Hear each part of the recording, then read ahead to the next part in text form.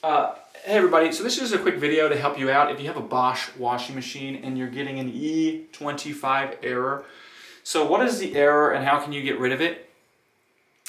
So the E25 error is an error that the locking mechanism on the door is blocked, is stuck.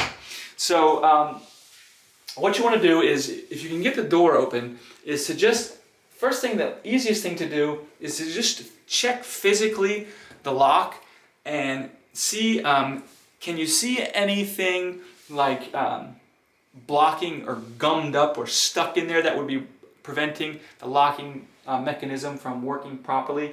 Or can you see any damage in the locking mechanism? So if there's anything actually blocking it or gunking it up, you can try to clean that out or get it out of there.